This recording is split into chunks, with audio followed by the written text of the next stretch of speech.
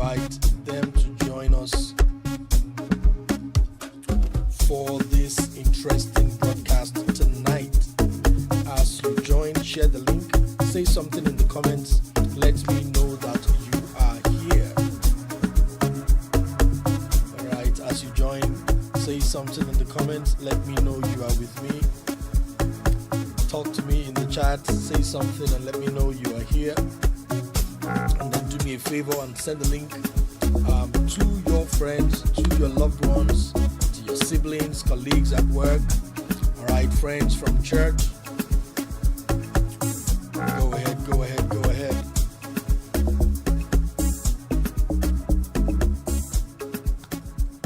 I'm just going to wait for about maybe a minute for some other persons to join us.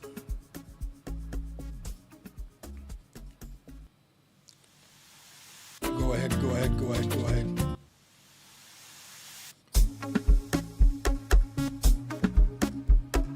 Say something in the comments.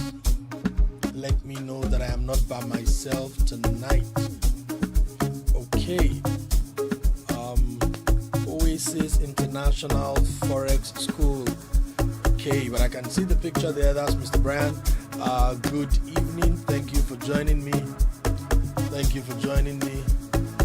All right. I can see this person. I know the name, but I'm not going to pronounce this name because we had a deal. So you need to go and make adjustments. The first name is Tolu. That's where I'm going to stop. Good evening. It's good to have you here. Yeah, somebody is officially Hill City NG Lekki. Okay, you must you will have query to answer whoever that person is, who is coming on behalf of the whole Lekki Church. That must be one of our admin. You need to switch and make sure you are here in your personal capacity. Salome, I see you. Okay, you two, you are looking for my trouble. Ifeolu, are good to see you. Thank you for being here. So if you know me very well, you know I'm a stickler for married people carrying their married names. Alright, so even if you have not done anything in the bank, social media and all of those things, you must make switches, okay? Let it be obvious that you belong to somebody else by covenant. Alright, Eunice, good to see you. Thank you for being here. Thank you for being here. So Tolu and Salome, my stray bullets got to the two of you this evening. Make me a commitment publicly right now that you're going to do something about it. All right. The covenant of marriage is very important. We must make sure that it's not a big deal to some people, but for me, it's always just been a big deal. Once I look at your name, I want to be sure this is who you are now and not the person that you used to be. Okay, good evening, everybody, and welcome. All right, welcome to this book review. I'm excited to present the book to you. I'm excited to talk about my latest work. Okay, the month of January and February up until today has been very, very demanding for me, but it's a fulfilling demand. It's an exciting demand. Of course, I started working on the book so many years ago. Shared some of those ideas in the series we did in church, but I'm excited to present to the world today, okay, that the book is becoming a reality. The title is Bliss by Design. Bliss by Design. God's blueprint for long-lasting love. God's blueprint for long-lasting love. Okay, something phenomenal happened sometime in 2025. If you know me very well, you know I'm passionate about leadership. I'm passionate about authentic relationships, not just marriage alone. But sometimes in the middle of 2025, there just seemed to be a surge of attention towards my content that has to do with relationships, that has to do with marriage. And I just sensed, I remember then I did a teaching, I titled it, "It's Not Difficult to Have a Great Marriage." I did it live here on YouTube. And put out some clips, and then the feedback was massive even for the live session, and then for the clips, the feedback was very massive. It was obvious that the message resonated with so many people, and ever since then, my heart has been, burning a little bit more, so to speak, for marital issues, relationship issues. As a matter of fact, we just finished another marriage series at Hill City, but that has nothing to do with this book. Okay, this book will inspire you. This book will shift a lot of people's thinking. And there's something else I should say about the book. I'm a creative person. I love storytelling a lot. And so for the very first time in my books, I bring in my storytelling. Okay. Every chapter begins with a new story, with a different story, and these stories will fascinate you. You would practically see yourself or somebody in the stories, in the book. But before we get to that, for those who are just joining us, it's a book preview. So what I'm going to do is just to share snippets from the book with you. I'm going to read some of the book or part of the book, okay, with you this evening, so that anticipation can build. You can know what you are getting ready for, okay, when you get the book. For those who have just joined or who joined us in the last few minutes, the book is titled Bliss by Design: God's Blueprint for long-lasting love. This preview will be for 4 sessions. We're starting tonight. I don't intend for it to, take a very long time. So if you have any questions as we go along, quickly put it in the chat so that I can respond to your question before, we round up tonight. But first, I'm going to show you the chapters of the book. So there are 6 pillars. The theme of the book, okay, is construction. I use the language of construction in the book. So when you hear blueprints, we're talking building. So we're talking about building marriages that last. And so we use the concept of construction. Okay, you will find construction language throughout the book, and resting from the outset, the book rests on 6 pillars. And what I am saying is blissful marriages rest on 6 pillars. And of course, that is what each chapter of the book is all about. My message in the book is very simple. If you're going to build a marriage that will last for a long time and that will be blissful for a very long time, there are 6 pillars that you must build on. And that's what the book is about. I'm going to share them with you one after the other. Of course, chapter 1, which is the first pillar, is godliness. Strong marriages are never built on borrowed spirituality.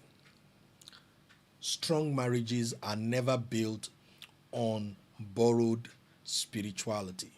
The truth of the matter is, from this preview alone, you will take a few notes, you'll be inspired, you will learn, okay? But it will not suffice. I'm not even going to go into details of the book. I'm just going to tell you about it. Of course, chapter 1 is about godliness, and it's the role of spirituality in blissful marriages. That's what chapter 1 is all about. Chapter 2 is singleness. Marriage is not rehab. Broken tools can't build a home. Broken tools can't build a home. And the message there is that you must heal before you deal. You have to fix you before you try to give you. That's what chapter 2 is all about. Chapter 3 is about purpose. A common calling turns effort into lift and distance into destiny. Okay? If there's one question we ask people who want to get married, is the question, what is this marriage about? What is the focus of this marriage? What do you want to achieve with this marriage? And that's what that chapter is all about. It is about purpose. It is about how, as a couple, you need to get to that point where you have a shared goal or a shared assignment that you are committing your relationship to. And of course, chapter 4 is leadership. Now, this is something that's been on my mind for a very long time. I've always wanted to talk about this, okay? Every great marriage blends strong, loving leadership with humble submission. So, in that chapter, we're going to get to talk about headship and submission. But I'm talking about leadership. See, what a lot of people don't understand, let me explain this here, okay, even though you will get more of it in the book. The Bible talks about, in Ephesians, how that wives are to submit to their husbands, and then husbands are to love their wives like Christ loved the church. See, but my emphasis is always the verse before that. And that verse says, submitting one to another out of reverence for Christ. And this is what it means. Before we are husband and wife, we're supposed to be brother and sister. And at that level of brother and sister, I am supposed to be able to submit to you. You are supposed to be able to submit to me. So if there's any quality we're supposed to have, even before we come into the relationship, is leadership. Leadership. And what I am saying that perhaps some people will be hearing for the very first time is how that a man needs to know how to lead to be effective in his marriage, and a woman needs to know how to lead to be effective in her marriage. This is what I said in the book. Headship is leadership. Submission is leadership. If you want more of that, you may have to read the book to get the details. That's chapter 4. But I see a question here. Somebody wants to know, is it ebook available? The ebook is going to be available, but the book is not yet out. It's going to be released on the 15th of March. On the 15th of March is going to be released in the city of Lagos, and the first set of people that will see the book are people who attend Hill City on the 15th of March. So whether in Lekki or Ikeja, if you are at Hill City Church on Sunday morning, 10 a.m. on the 15th of March, you get to be one of the first few people in the world to handle the book. So get yourself ready for that. After that, it will be available on my e-store. It will be available by the end of April. It will be available on Amazon. Okay, and those are the plans we have for now. For folks in London, folks in the United States, stay tuned. I've got some good news for you. So chapter 4, like I said, is about leadership. Chapter 5 is about honor. Love may begin in marriage, but honor sustains it. Love may begin in marriage, but honor sustains it. It's amazing how that Peter the Apostle advocates or admonishes men to honor their wives. We don't talk a lot about it. Peter said men should honor their wives. Paul said women should honor their husbands. The truth of the matter is this: for a marriage to be successful, both parties have to learn to honor one another. We talk about that in the book. And of course, chapter 6 is about prosperity. Financial stress can wreck a marriage, but prosperity is much more than money. Okay? Financial stress can wreck a marriage, but please realize prosperity is more than money.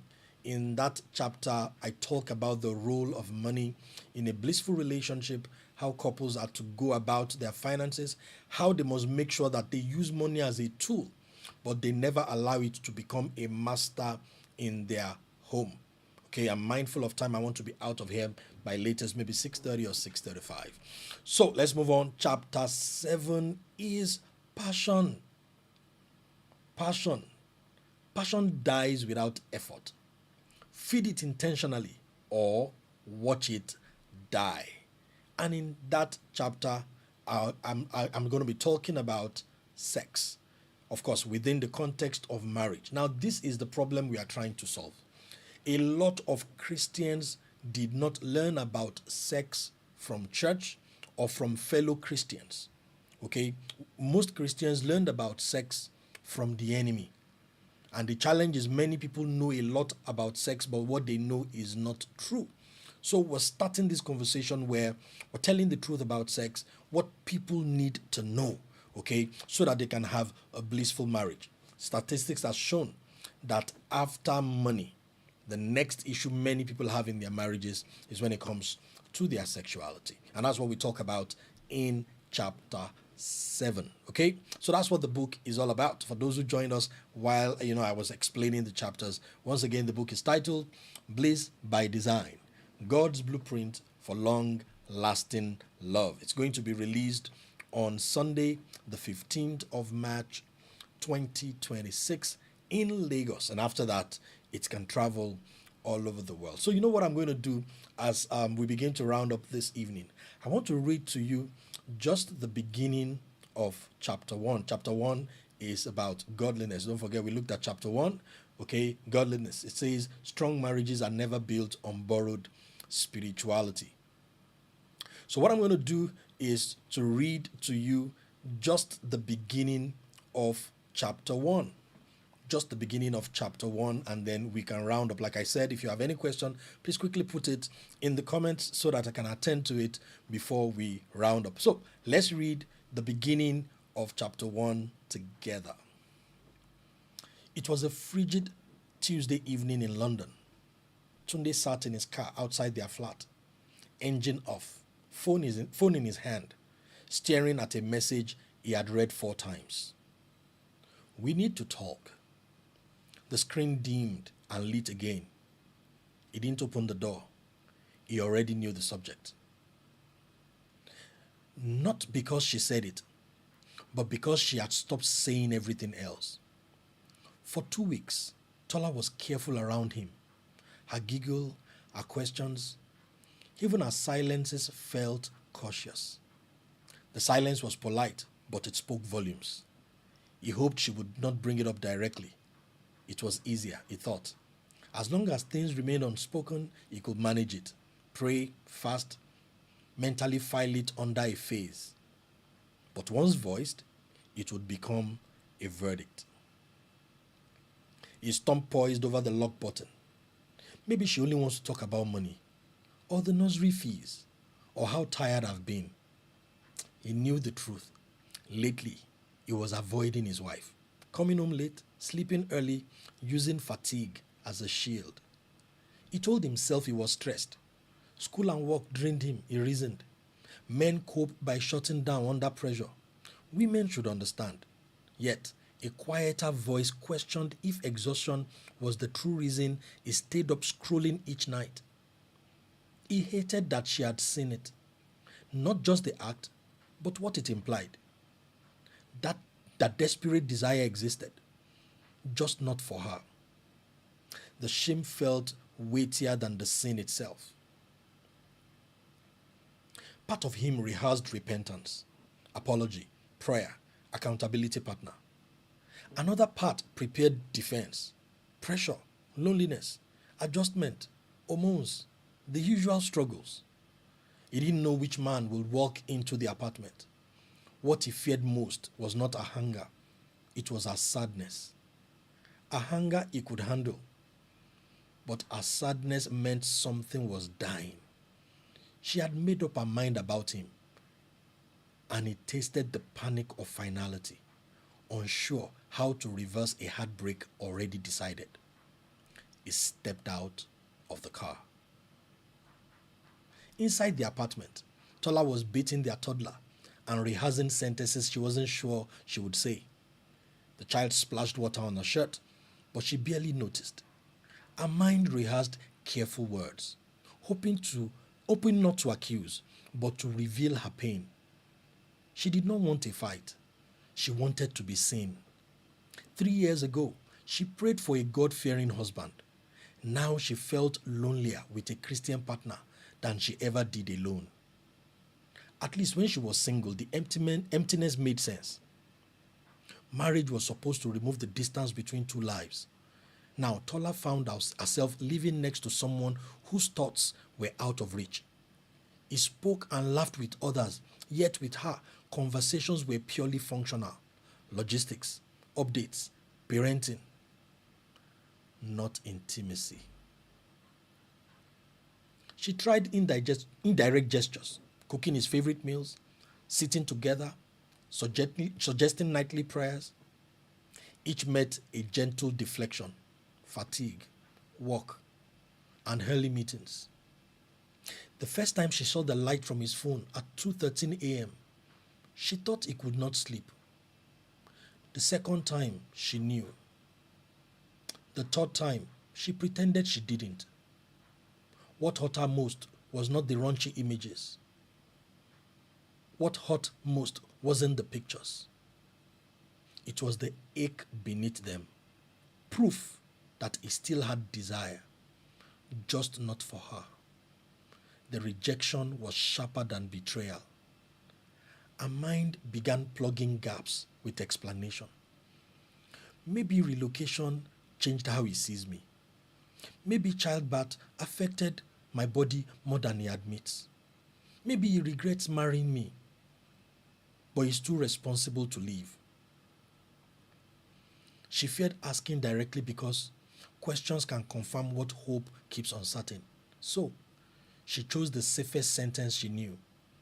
We need to talk.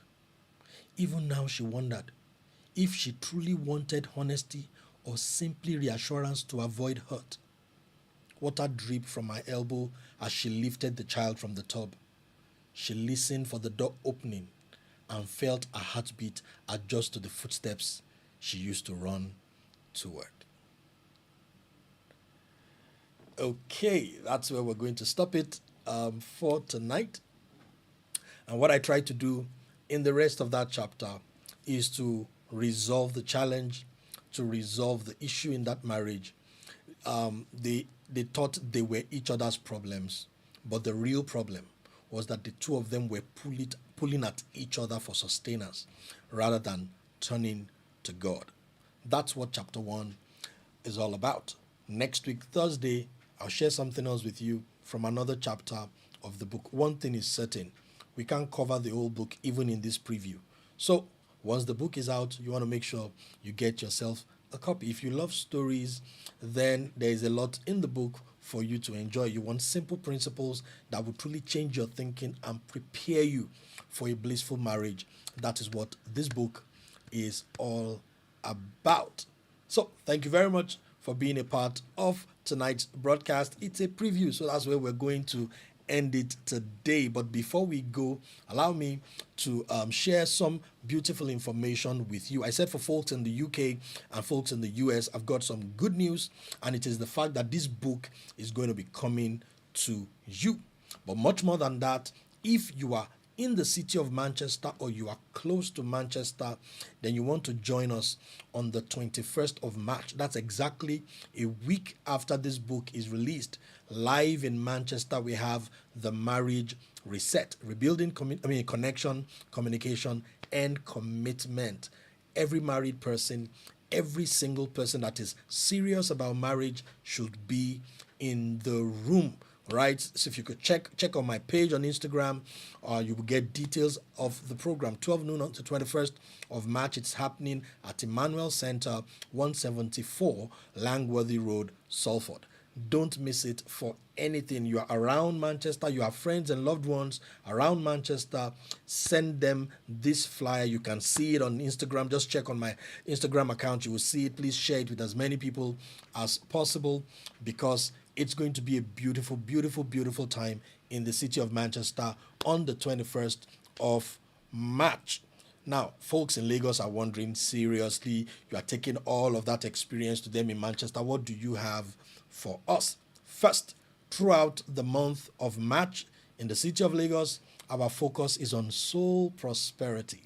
Whether you are in Ikeja or you are in Lekki, every Sunday till the end of March, we're talking about soul prosperity. You know that verse of scripture that says, I wish above all things that you prosper, okay? That you prosper even as your soul prospers, all right?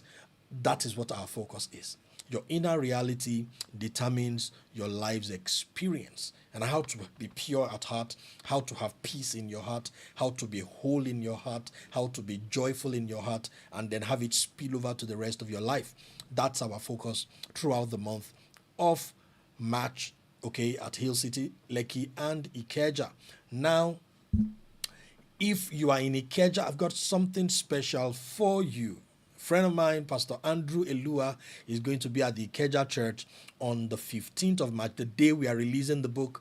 Pastor Andrew is going to be with us in Ikeja. Pastor Andrew is a phenomenal speaker, especially when it comes to marriage and relationships. So he's going to be with us for this program we have called Broken Hearts, Broken Promises, From Trauma to Triumph, Finding Your Way Forward. You know, I was having a conversation with And by the way, Pastor Andrew lives in Manchester, all right, leads a church in Manchester, but he's going to be in Nigeria that Sunday morning and is going to be with us at the Ikeja church. All right, so I visited Manchester sometime last time. We're having a conversation. Okay, one beautiful evening like that, and this meeting we're hosting at Lagos Hill City Church, okay, is an overflow of that conversation. And this is what Pastor Andrew said to me. He said, there are people who will hurt you. There are people who will betray you, and it is not because they are evil. It is because they cannot help themselves. Okay, by virtue of the things that they have been through, at this season of their life, they may be healing, they may be going through a lot, but at this season of their life, they cannot help but hurt or offend you.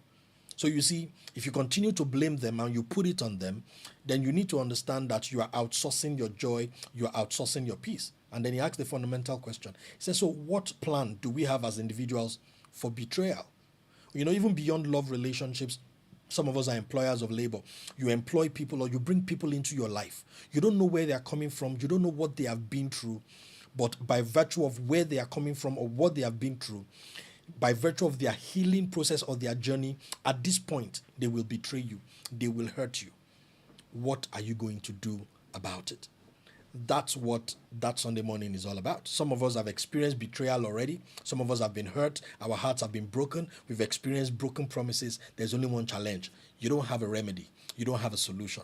Come to Hill City that Sunday morning and you will learn how to deal with hurts, how to deal with heartbreaks, how to deal with betrayals. Because if you are going to go far in life, then you will have to interface with all manner of people. Even Jesus, you know, with 12 disciples, there was a Judas. So the question is, what's your plan for Judas? Okay, what's your plan for Judas? That's what broken hearts, broken promises, from trauma to triumph, finding your way forward. That's what it's all about. 10 a.m. on Sunday, the 15th of March, 2026. Okay, so there's a lot. That same day, this book is coming out, Bliss by Design. Okay, God's Blueprint for Long-Lasting Love. Get a copy once it is out. Of course, like I said, e-copies would also be made available. We've not even fixed the price yet. Production is going on right now, but it's going to be released on the 15th of March. And I want to make sure that you get a copy. You just don't read it. You spread the word and give it to as many people as possible. Let's spread the word. Let's make the world a better place. Let's help as many people as possible. That's where we draw the curtains tonight. I hope you have picked one or two things. I hope you've been inspired. I hope your anticipation has been activated. Okay, something huge is coming. Thank you very much, and I look forward to another session next week, Thursday. God bless you. Bye-bye.